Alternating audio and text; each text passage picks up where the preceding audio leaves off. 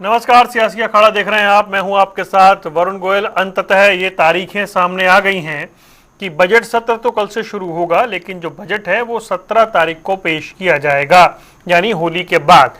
और जो राज्यपाल का अभिभाषण है उसको लेकर भी अब तैयारियां कर ली गई हैं। चंद घंटे बाकी हैं जब राज्यपाल का अभिभाषण होने जा रहा है। दो बड़े विषय सामने हैं।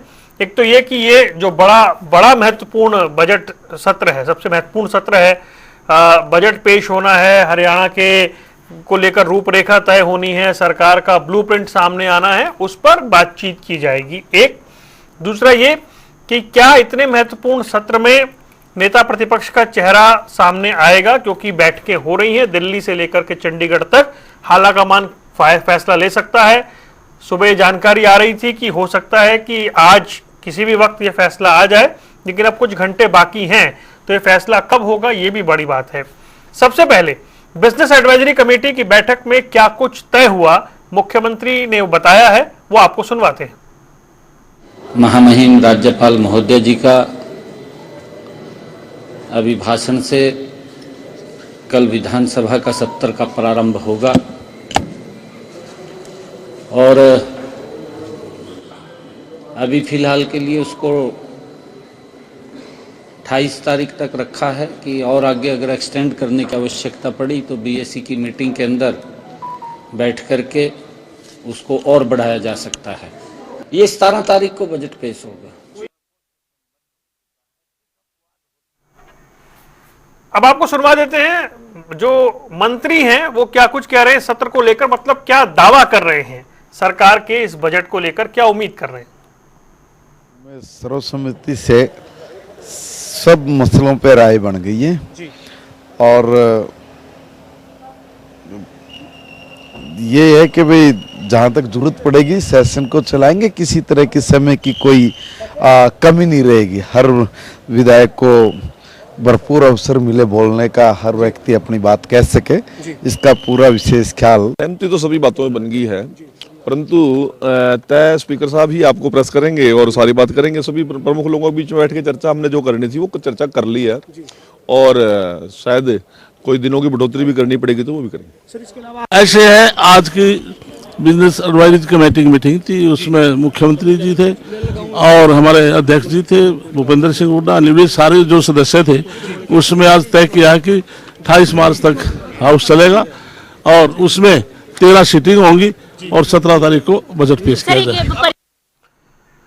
तीन खास मेहमान हमारे साथ जुड़ गए, इनके साथ हम चर्चा करेंगे। ओंकार सिंह जी, प्रवक्ता इंडियन नेशनल लोकदल से हमारे साथ हैं। हमारे साथ कमल हांडा कांग्रेस से हैं, प्रोफेसर विदु रावल भारतीय जनता पार्टी से है। डिबेट शुरू करने से पहले मैं एक ऑफ द रिकॉर्ड जाकर ये बात कह देता हूं कि हम गंभीर चर्चा भी करते हैं और उसमें कभी हास्य विनोद भी होता है, लेकिन क्योंकि हरियाणा के बजट से जुड़ी चर्चा है, किसी भी तरह की व्यक्तिगत टिप्पणी और असंसदीय भाषा की ओर अगर चर्चा जाएगी, मैं बिना कहे ऑडियो डाउन कर दूंगा। ये मेरे स्वभाव के विपरीत है। कभी भी किसी भी तरह से सियासी अखाड़ा में इतने सालों में ऐसा नहीं हुआ है, लेकिन मौजूदा परिस्थितियों को ध्यान में रखते हुए और इस चर्चा की, इस कार्यक्रम की शुचिता बनाए रखने के लिए मैं स्पष्ट कहता हूं कि व्यक्तिगत टिप्पणियों से आप सब बचें और जो मूल विषय है उस पर हम बात करेंगे। चलिए डिबेट की शुरुआत करते हैं।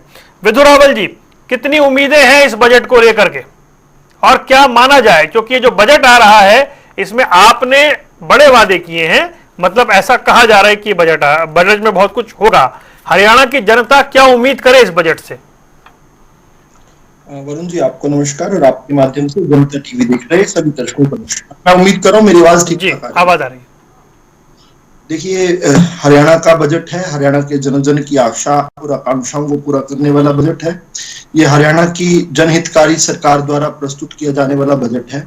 तो निश्चित तौर पर पूरा हरियाणा जो है बड़ा आशातीत है, बहुत आशा भरी नजरों से जो है इस बजट की तरफ देख रहा है। ठीक है, निराशावादी शक्तियां हैं कुछ जो हमेशा चांद में दाग ढूंढने का प्रयास में रहती हैं और शायद पहले से ही कुछ लोग डिक्लेयर कर देते हैं। मुझे पिछला बजट याद है, मुझे अभी थोड़े दिनों पहले का यूनियन बजट याद है, जब जो है एक हमारे साथी जो हमारे आज पैनल पर भी हैं, उन्होंने पहले ही घोषणा किया था कि कोई कुछ नहीं मिलने वाला। बाद में पता चला कि पूरा हिंदुस्तान जो है झूमने लग गया उस बजट के बाद, और बाद में हमारे विपक्षी ही हम पर आरोप लगाने लग गए कि चुनाव में फायदा देने के लिए यानी जो है ऐसा इनकम टैक्स में इतनी जबरदस्त रिबेट की है। तो खैर मैं फिर भी चाहूंगा कि सभी लोग जो है आशा में रहें, आशा में, क्योंकि आशा जो है वो विकास की तरफ जो है हमारे रास्ते जो है हमारे मार्ग प्रशस्त करती है। हरियाणा की जनहितकारी सरकार, जिसको हरियाणा का जन जन जो है बहुत प्यार करता है और बहुत स्नेह प्रेम और आशीर्वाद से इसको अपनी सरकार को उन लोगों ने बनाया है, राजघरानों से छुड़वाकर बनाया है। तो इस नाते से वरुण जी चाहते ही हैं कि अपनी हरियाणा की सरकार जब हरियाणा के लिए जब रोल आउट करती है एक के बाद एक स्कीम, और वो जनता को समझ आती है, सरकार और जनता के बीच में कहीं पर भी विपक्ष नहीं दिखता, कहीं पर भी ऐसा नहीं लगता कि वो जो है जुड़ा हो, और इसीलिए ही जो है जनता ने विपक्ष को साइड में लगा दिया है। हरियाणा के अंदर ऐतिहासिक तौर पर भारतीय जनता पार्टी को दे रहे हैं। बजट सेशन हम जानते हैं कल से शुरू हो रहा है। अभी थोड़ी देर पहले बिजनेस एडवाइजरी कमेटी की बैठक हुई है। उस बैठक के बाद आकर माननीय मुख्यमंत्री जी ने प्रेस को संबोधित किया है और विभिन्न विषयों पर बात रखी। नहीं राहुल साहब, मेरा सवाल इसमें, development is a running process, अब उसमें उससे ज्यादा महत्वपूर्ण है आपके बड़े वादे। लाडो लक्ष्मी योजना 2100 रुपए, क्या ये बजट, इस सरकार का पहला बजट, क्या ऐसे जो आपने वादे किए थे उनकी ओर लेकर जाएगा या लोग प्रतीक्षा करेंगे? या अभी हमें भी 17 तक रुकना है, लेकिन आपको कितनी आशा है कि जो बड़े वादे किए थे उनमें से किसी की शुरुआत हो सकती है? वरुण जी, बड़े बड़े वादों पर बहुत सारे वादे हम पूरे भी कर चुके हैं। ये ठीक है कि बजट से पहले और अभी पहले साल ही हम ये बात कहें, तो मैं आपकी जानकारी में देना चाहता हूं कि जो संकल्प पत्र के 18 वादे हैं, जिनको मैं नाम से बता सकता हूं आपको, एक के बाद एक मैंने लिस्ट बनाई हुई है, उन 18 वादों को हम पूरा कर चुके हैं। 10 वादों पर एडमिनिस्ट्रेटिव अप्रूवल की प्रक्रिया चल रही है, यानी प्रशासनिक जो अनुमति है वो चल रही है, वो होते ही वो भी हो जाएंगे। यानी 28 इस महीने के अंत तक, इसी प्रेस कॉन्फ्रेंस में माननीय मुख्यमंत्री जी ने बताया कि 28 जो हमारे वादे हैं उनको तो हम पूरा कर चुके होंगे। और दूसरी तरफ जो है, एक बात जो आपने जो बड़ी बात कही, और आपने क्योंकि लाडो लक्ष्मी योजना का स्पेसिफिकली जिक्र किया इसलिए मैं उसका स्पेसिफिकली बताना चाह रहा हूं। देखिए, हरियाणा की जनता जो है इस बात को जानती है कि अगर कोई एक पार्टी है जो कि अपने वादों को पूरा करती है, जिसने अपने वादों को पूरा किया है, तो वो केवल भारतीय जनता पार्टी है। ये मैं बड़े गुमान के साथ ये बात कह रहा हूं, बड़ा बहुत जो है गर्व के साथ ये बात कह रहा हूं कि मैं बात पूरी करना चाहता हूं वरुण जी, केवल जो है 20 सेकंड और लूंगा आपसे। केवल भारतीय जनता पार्टी है, ये बात विधु रावल भाजपा का प्रवक्ता तो कह सकता है। मुझे बता दीजिए, पूरे हरियाणा ने, पूरे देश की राजनीति करने वाला कोई दल ऐसा कोई खड़ा कर दे जो कह दे कि हमने वादे पूरे किए और मेरे सामने आकर 1-on-1 करके दिखाए। इसी तरीके से विधु रावल यहां पर बैठा है, हमारे संकल्प पत्र जो है 6 अप्रैल 1980 से किए हुए वादे और उसके बाद हुए हमारे संकल्प पत्र, उनमें से कोई एक ऐसी चीज निकाल कर लाए जो हमने अपनी कार्य अवधि में पूरे नहीं किए। 5 साल का मैंडेट हरियाणा की जनता ने सिराखों पर हमें बिठाया है, उनके काम करने के लिए बिठाया। हम इन 5 साल में संकल्प पत्र का एक एक मांग, एक एक वादा जो है हम उसको पूरा करने वाले। ठीक है कमल हांडा जी, एक तो ये कि एक बड़े वादे सरकार ने किए हुए हैं। सरकार अगर लाडो लक्ष्मी योजना के लिए कुछ धन का आवंटन करती है, उसकी शुरुआत करती है, तो क्योंकि विपक्षी दल आप हैं तो आप याद दिलाएंगे सरकार को कि आपको ये वादा पूरा करना है। दूसरा महत्वपूर्ण सवाल ये है कि अब कुछ घंटे रह गए, अब तो आ गया बीएससी के बाद कि कल सत्र शुरू होने जा रहा है, अब तो 24 घंटे भी नहीं बचे हैं, कुछ घंटे बचे हैं। इतने बड़े और इतने महत्वपूर्ण सत्र से पहले क्या प्रदेश को नेता प्रतिपक्ष मिल पाएगा? चलिए वरुण जी, जनता टीवी देखने वालों को भी सादर नमस्कार। आपने शुरू में जो बात कही मैं उसी को आगे बढ़ा करते हुए कहूंगी कि मेक श्योर कि आप डिबेट का डेकोरम मेंटेन करना आपकी रिस्पॉन्सिबिलिटी है। कोई बीच में ना टोके, मेरा वक्त है तो मैं ही बोलूं। मतलब मुझे 13-14 साल हो गए मैडम, मुझे पता है डिबेट कैसे करनी और करानी है, मुझे मालूम है। और ये जो परिस्थिति, ऐसी जो परिस्थितियां बनी है मैंने 14 साल में कभी नहीं देखी है, इसलिए मुझे ऐसी बात कहनी पड़ रही है। मुझे कभी किसी को ऑडियो डाउन करने की स्थिति नहीं आई, लेकिन मैं आज बड़ा स्पष्ट हूं इस बारे में। चलिए अब मेरे जो प्रश्न है उनका जवाब। जवाब देती हूँ। मैं एक चीज और जरूर कहना चाहूंगी, मुझे अपने टाइम के जो टीवी था ना दूरदर्शन, उसकी शालीनता बहुत याद आती है। चलिए ठीक है, चाहे वो सलमा तो अब समय समय सुन की बात है, लीजिए। नहीं, छोड़ दीजिए कमल जी, मेरे मूल नहीं। प्रश्न पे आइए ना, फिर हम डाइवर्ट होंगे। मेरे दो प्रश्न हैं आपसे। सरकार को उनके वादों की आप याद दिलाएंगे, एक, और दूसरा कि जब कुछ घंटे बाकी हैं और सबसे महत्वपूर्ण सत्र आ रहा है, उस महत्वपूर्ण सत्र में क्या प्रदेश को उसका नेता प्रतिपक्ष मिल पाएगा? ऐसा है वरुण जी, एक तो पहले मैं बता दूं, आपने नेता विपक्ष की बात की, ये आपको भी पता है बैठकें चल रही हैं, कल भी चल रही थी, आज भी चल रही हैं। तो हो सकता है कि बाय टुमारो, वैसे तो हाईकमान ने फैसला लेना है, I am not the high command जी, ये तो आपका हो उसका, लेकिन झारखंड में अभी तक भारतीय जनता पार्टी का एलओपी नहीं बना है। कर्नाटका में भी उनको 6 महीने से ज्यादा हो गए थे, इनका एलओपी नहीं बना था, तब कोई सवाल नहीं उठाया। खैर, दूसरा सवाल आपका रिपीट कीजिए। आपने कहा हमारे विपक्ष का जिसे कहते हैं रोल अदा करना, यही कहना चाह रहे हैं आप? जी बिल्कुल।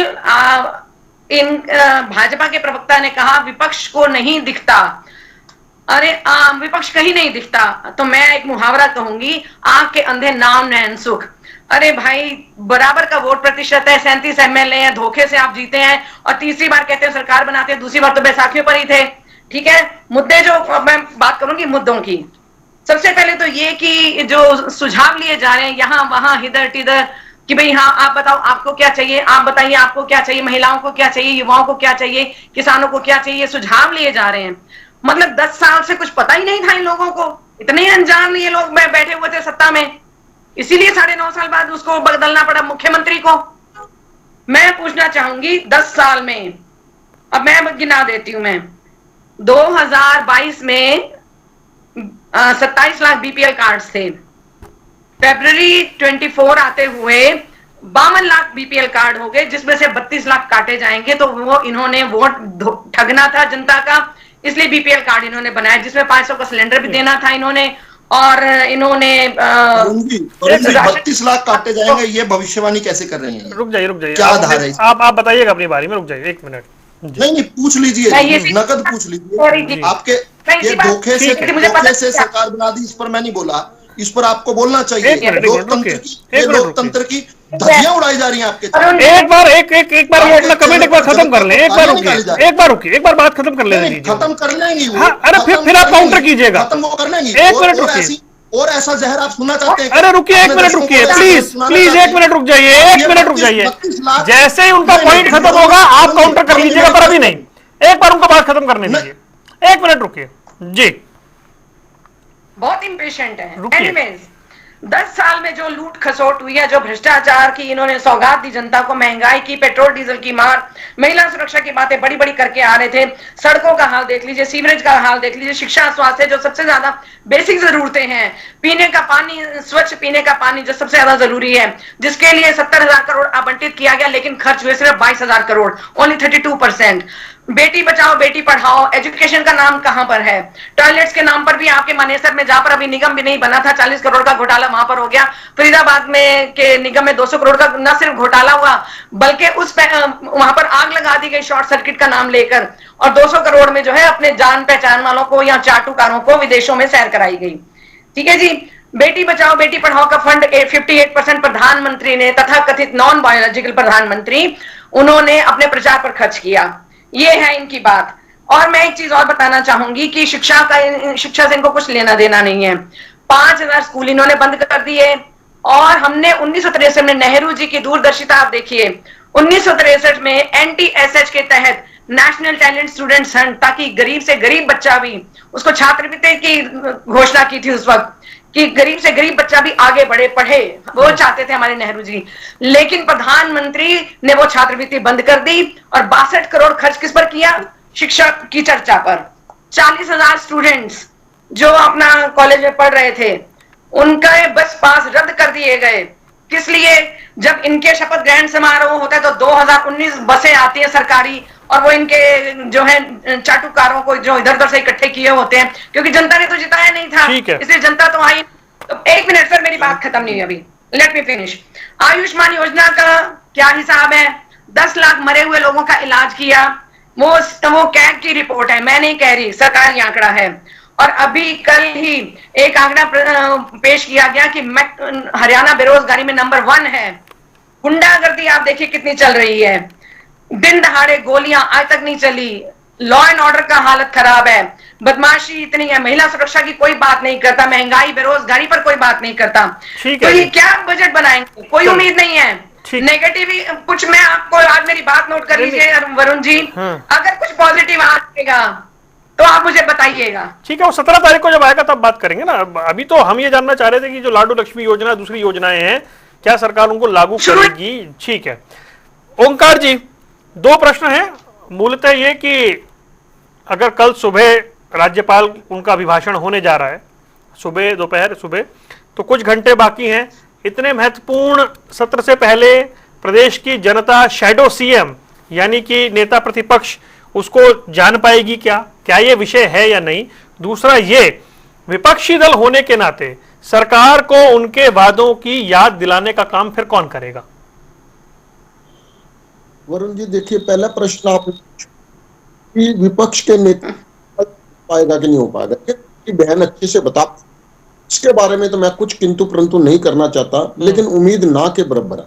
दूसरी बात आपने बहुत बढ़िया की, बजट आना है, बजट जन भावनाओं के अनुरूप आना चाहिए। हम तारीफ भी करेंगे, अगर कोई अच्छी बात करेंगे हम उनकी तारीफ करेंगे।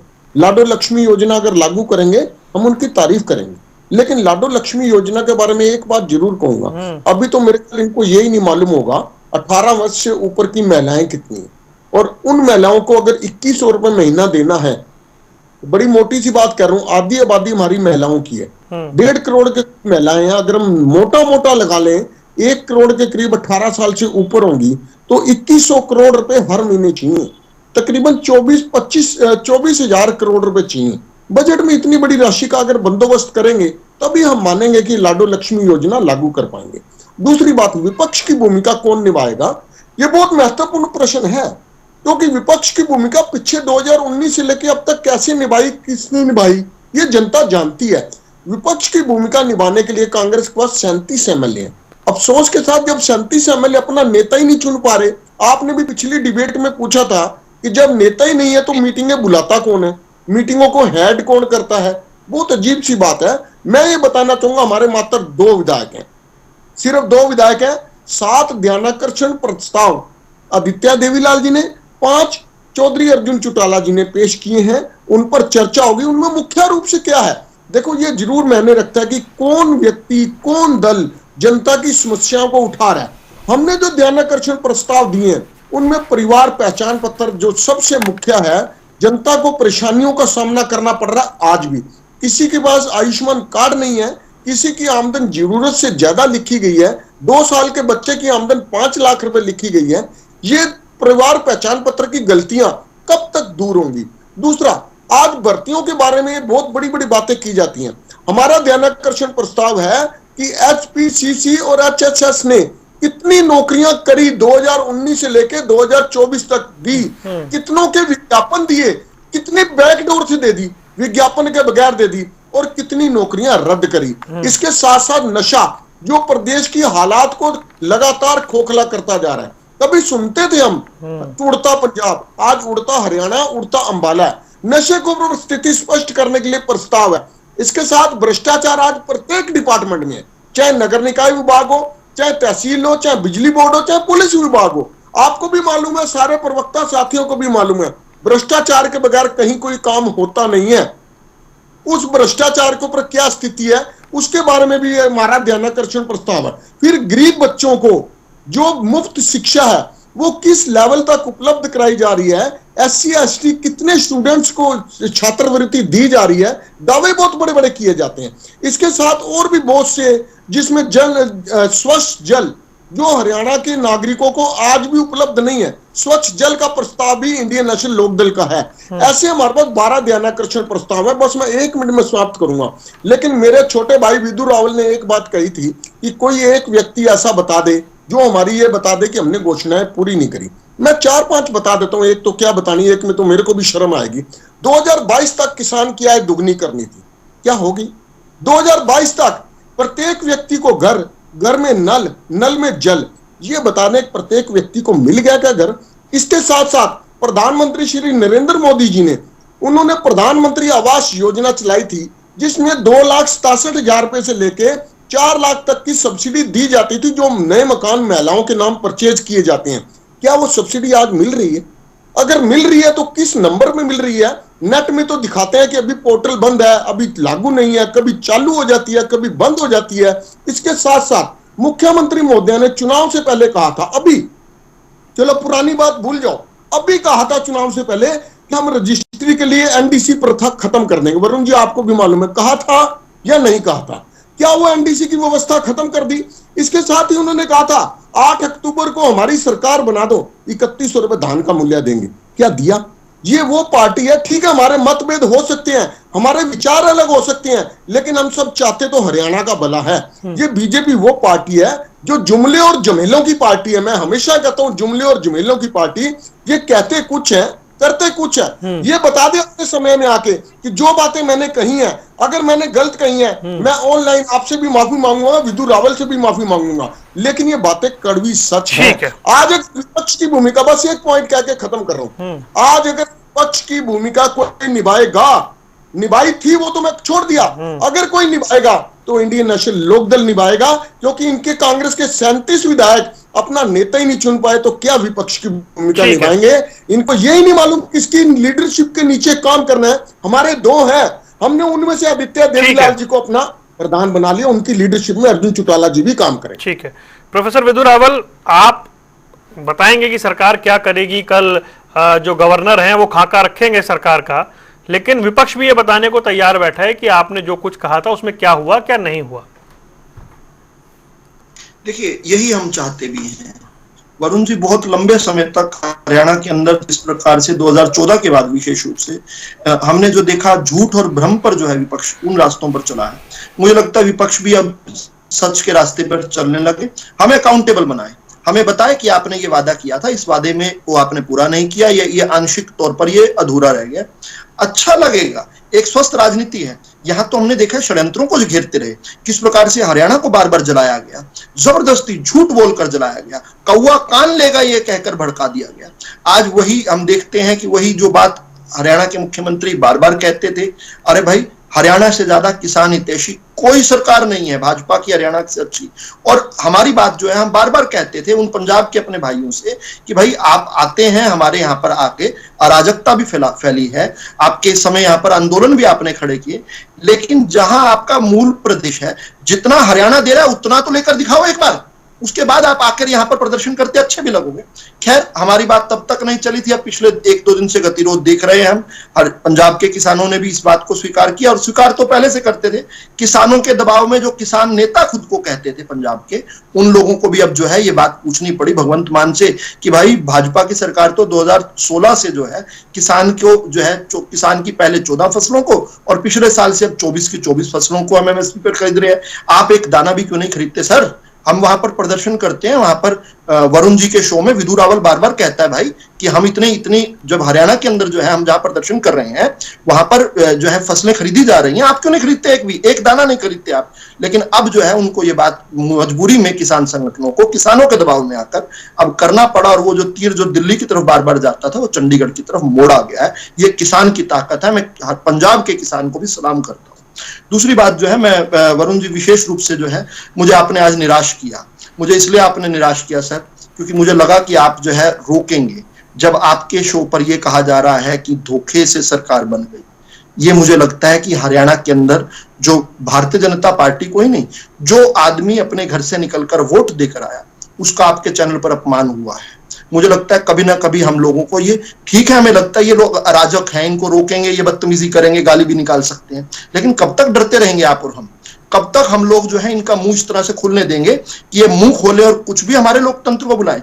थोड़े दिनों पहले इनका नेता जो है कह रहा था कि भाजपा को जो वोट दे रहे हैं वो राक्षस हैं, यानी हरियाणा के 55,34,648 लोग जिन्होंने भाजपा को वोट दिया वो राक्षस हैं। आज इनकी यहाँ पर जो बैठकर उनकी प्रतिनिधि हैं वो कह रही हैं कि जनता ने तो जिताया नहीं, जैसे मंगल ग्रह से लोग आ गए भाजपा को वोट देने, जैसे जो है युगांडा से लोग आकर वोट दे गए भाजपा को।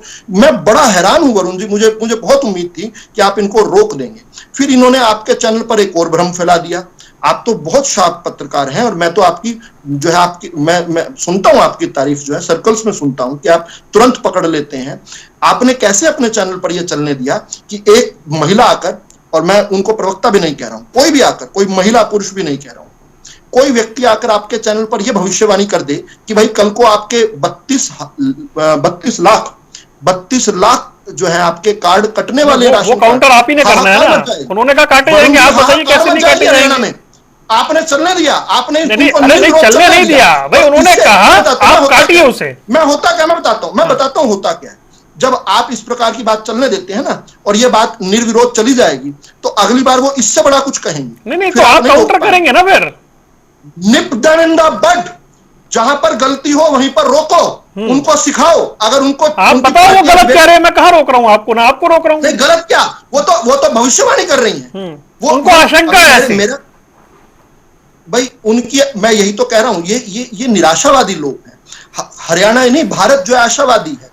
आज जो है अमृतकाल के उषा उत्सव मना रहा है। आज भारत को रोकने वाली दुनिया के अंदर ताकत नहीं कोई बची है। आज भारत का लोहा सूरी दुनिया मान रही है। आज भारतवासी स्वाभिमान के साथ खड़ा होकर भारत को विकसित बनाने का संकल्प लिए हुआ है, और यहां पर लोग निराशावादी बातें कर रहे हैं।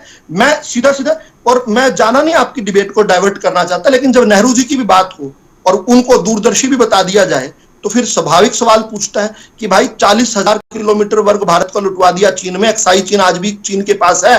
पूरा तिब्बत जो है चीन को थाली में परोस कर दे दिया। हिंदी चीनी भाई के 29 अप्रैल 1954 को पंचशील के समझौतों में लिख कर दे दिया कि Tibet is a part of China. उस समय दूरदर्शिता कहां थी भाई? पूरा और जो लोग जो है हिंदुस्तान में दिल्ली में बैठे बैठे कह रहे थे, my heart goes out to people of Assam.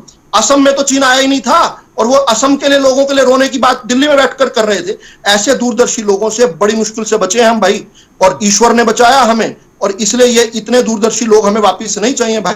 बड़ी मुश्किल से हमारे क्रांतिकारियों ने, इस देश के लाखों नहीं करोड़ों लोगों ने अपना बलिदान देकर हिंदुस्तान को आजाद करवाया। हिंदुस्तान को संप्रभु बनाने के लिए इंटीग्रल पार्ट जो हमारे इंटीग्रिटी है उसको तोड़ने के लिए जो कुत्सित प्रयास किए गए कांग्रेस के दौरान, हम याद नहीं करना चाहते। मैं जल्दी से बात आपके बीच में रेखांकित करना चाहता हूं। हालांकि संख्या 2 है, लेकिन बड़े हौसले के साथ मेरे भाई ने ये कहा कि मैं माफी मांग लूंगा। उन्होंने ये कहा कि छोटे भाई से मांग लूंगा। छोटा भाई कभी अपने बड़े भाई से माफी नहीं मंगवाएगा। आप बड़े हैं, आप बड़प्पन दिखाएंगे तो अब उतना ही आपका आदर सत्कार करेंगे हम लोग। देखिए, आपने कहा कि 2014 से 19 तक आप नेता प्रतिपक्ष थे। उस समय आपके विधायक जो है 30 थे, 31 विधायक थे शायद। कितने विधायक थे आपके? नहीं, 19 विधायक थे, माफी चाहूंगा, 19 विधायक थे 2014 से। लेकिन पार्टी भी टूट गई। आपने इतना जबरदस्त विपक्ष का काम किया, पार्टी भी टूट गई और विधायक रह गया केवल एक। अब वो इन्होंने कहा कि अप्रत्यक्ष रूप से 19 से लेकर 24 तक उन्होंने प्रत्यक्ष नेता प्रतिपक्ष की भूमिका निभाई, तो जनता को इतनी पसंद आई कि उनको उनके घर से ही हरा दिया। यानी वो अब इनकी पार्टी के सुप्रीमो हार गए। तो भाई कम से कम जो है जनता की अप्रूवल तो कुछ मानेंगे। ये हमारे देश के अंदर लोकतंत्र जो है ना, बड़ा सोच समझ कर जो है देश के हमारे पूर्वजों ने जो है, बाबा साहब अम्बेडकर जी ने बहुत सोच समझ के देश का लोकतंत्र बनाया था। अगर जनता ही आपको पसंद नहीं कर पा रही है, तो आप खुद पर छाती पर हाथ मारकर कैसे आप पीठ थपथपा सकते हैं अपनी? ठीक है। मैं ये कहता हूं कि जनता जो है, जनता चाहती है एक अकाउंटेबल सरकार। आप अच्छे प्रश्न पूछिए, हर मुश्किल से मुश्किल प्रश्न तो विपक्ष का काम है ना आपको अकाउंटेबल बनाना भाई। हाँ जी, विपक्ष के रूप में आप अपना सकारात्मक विपक्ष की भूमिका निभाइए। मुश्किल से मुश्किल प्रश्न पूछिए, पढ़कर आइए, डिबेट्स में भी पढ़कर आइए, संसद, आप विधानसभा और संसद में भी पढ़कर जाइए, ताकि आपके सवालों से जनता को लाभ हो। जब सरकार सवालों के जवाब दे तो उनको कुछ सकारात्मकता दिखे। ये मछली मार्केट वाला काम ना हो। जनता भी वो तो खैर सदन में हम देखेंगे ना। कमल हांडा जी, आवाज मिल रही है आपको? जी, कमल हांडा जी, असली विपक्ष की भूमिका तो इंडियन नेशनल लोकदल निभाएगी, ये दावा कर रहे हैं ओंकार सिंह। देखो जी, ऐसा है, इन्होंने झूठ बोलना, इन्होंने कांग्रेस को कोसना, बीजेपी ने भी कोसना, इनका काम है। ये रोज का इनका काम है कि ये काम से हटेंगे नहीं। और मैं भाजपा इनारो के प्रवक्ता के लिए भी कहूंगी, आंख के अंधे नाम लें। विपक्ष दिखाई नहीं दे रहा। कितना प्रचार हमने किया, चुनावों में और मुद्दे उठाए, विधानसभा में भी हमने उठाए। आपने किसानों के लिए क्या किया, पहलवान बेटियों के लिए क्या किया? कुछ नहीं किया आपने, जीरो। इन्होंने पहलवान बेटियों के साथ क्या किया, महिला कोच के साथ क्या किया, वो पुलिस अधिकारियों के साथ क्या हुआ, वो सबको जग जाहिर है। वो इन्होंने कहा भारत की संप्रभुता है ना, आजादी की बात करी भाजपा के प्रवक्ता ने। तो याद दिलाना चाहूंगी, एक मूर्ख हिंदी सांसद कंगना रनावत जो कहती थी हमें असली आजादी 2014 में मिली है, और एक और उनसे बढ़कर ऊपर आए वरुण जी, मोहन सांसद भागवत को RSS मूर्ख के कहना, जो दिन क्या ये बना पार्लियामेंट्री है? जब राम आपने मंदिर भरोसा बना तब दिलाया था आजादी मिली कि आप तुरंत जब राम मंदिर फेडर बना डाउन तब कर आजादी देंगे। मिली क्या वो तो धार्मिक परिप्रेक्ष्य में कहा गया ना क्यों कहा गया धर्म का क्या मतलब है आप राजनीति कर रहे हैं तो जनता तो को व्यक्ति तो ने विचार रख दिए ना। राम मंदिर से किसी का पेट नहीं भरता सर राम मंदिर अरे मेरे मैडम मत करिए ये टिप्पणी, टिप्पणी मत करिए ऐसी टिप्पणी। भारत की आर्मी चीफ कौन थे पता कीजिए? आपके राष्ट्रीय अध्यक्ष ने कहा कुंभ जाने से पेट नहीं भरता, तो आपके सारे नेता तो चले गए वहां। नेवल चीफ जो ब्रिटेन के थे जो 1954 भारत के एयर उनके लिए चीफ मेरा मार्शल मेरे लिए ब्रिटेन कोई के थे। वो नहीं है अरे आपका नहीं है क्या? सचिन पायलट को आप नेता नहीं मानते क्या? आप सुखविंदर सिंह सुक्खू को नेता नहीं मानते क्या? आप दिग्विजय सिंह को नेता नहीं मानते? बहुत लंबी लिस्ट है मैडम। बता दूंगा मैं जवाब दे दूंगा मेरे को तो जरूर टोकेंगे 1999 तक तो बजट भी है अंग्रेजों के हिसाब से जो है पारित करते थे। शाम ये को 5 विषयांतर बजे इसीलिए मुझे अब इस पूरी डिबेट में कहीं राम मंदिर की बात आने की जरूरत नहीं थी।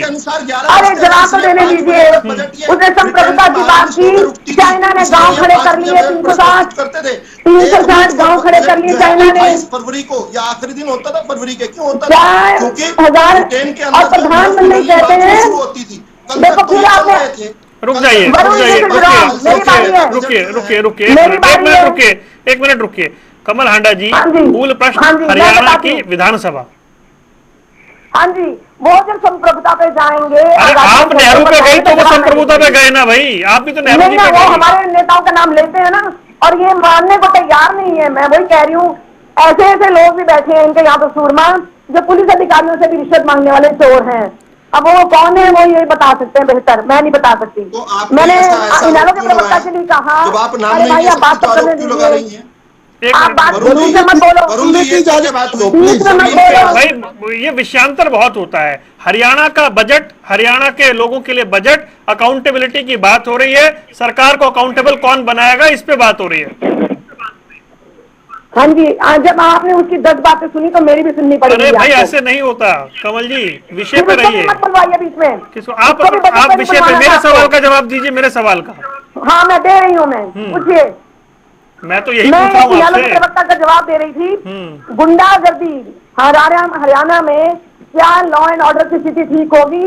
4 दंगे करवा दिए जो 1966 से लेकर जब हरियाणा बना 2014 तक एक भी दंगा नहीं हुआ था।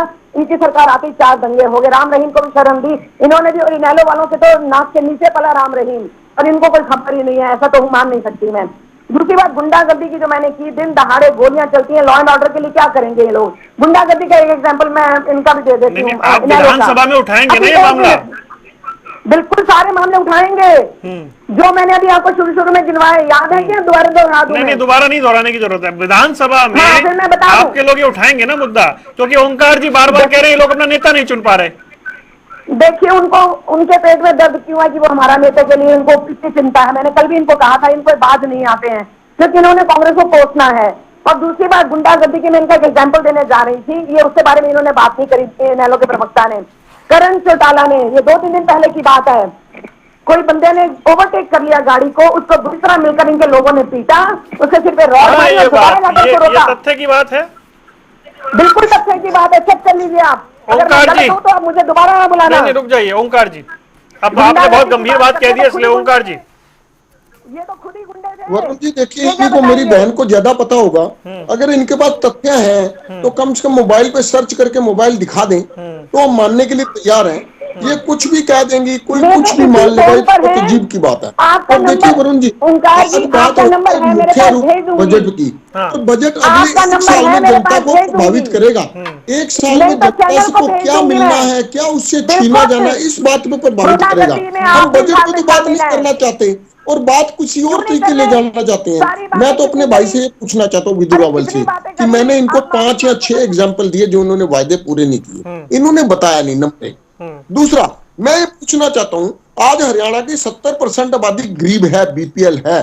क्या बजट में ऐसा कोई प्रावधान किया जाएगा कि गरीबों को अपग्रेड किया जाए, गरीबों को गरीबी रेखा से ऊपर उठाया जाए? और क्या कोई ऐसा प्रावधान किया जाएगा? 4 साल से देश की जनता प्रॉपर्टी आईडी की समस्या से जूझ रही है। भ्रष्टाचार का सबसे बड़ा कारण प्रॉपर्टी आईडी बन चुका है। पार्ट आईडी करवानी हो, एमडीसी लेनी हो, नाम चढ़वाना हो, गज ठीक करवाने हो, नाम ठीक करवाना हो, मोबाइल एंटर कराना हो, हर मामले में 10,000 से लेके 20,000 रुपए तक मैं दावे से कहता हूं लगते हैं। क्या इससे निजात मिलेगी? और विदेश में जाने के लिए युवाओं को जो अवैध चैनल से जाते हैं, क्या ये उस व्यवस्था को खत्म कर पाएंगे? वो नशे तो को रोकने मुख्यमंत्री ने क्या कोई हमारे खास- कार्यक्रम में कहा था कि इसको लेकर के भाई एक क्या कहते हैं कोई कानून जो है वो सत्र में आने वाला है। सबसे पहले हमारे कार्यक्रम पे उन्होंने ये बात 8 तारीख को कह दी थी। वरुण जी, अगर आएगा तो हम उसका स्वागत ठीक है, करेंगे जी। कि ऐसा कानून आना जरूरी है, प्रदेश की जनता के हित में जरूरी है। इसके साथ साथ नशे को रोकने के लिए चिट्टे का शराब घर घर बिक्री है, घर घर हर एक जगह। नहीं, ये बड़ी अच्छी बात है। प्रोफेसर रावल, देखिए कुछ गंभीर सवाल है, डंकी रूट वाले, नशे वाले और जो गरीबी रेखा से लोगों को ऊपर उठाने की बात है, तो उसकी झलक पूरी हो गई में। बस 1 मिनट में मैं ये पूछना चाहता हूं कि मेरे जो गरीब बच्चे पढ़ रहे हैं उनकी शिक्षा व्यवस्था के लिए क्या कोई सरकार कुछ विशेष प्रावधान कर पाएगी? और इसके साथ साथ व्यापारी वर्ग जो आज अपनी आशा को छोड़ चुका है, क्या उनकी हालात सुधारने के काम किए जाएंगे?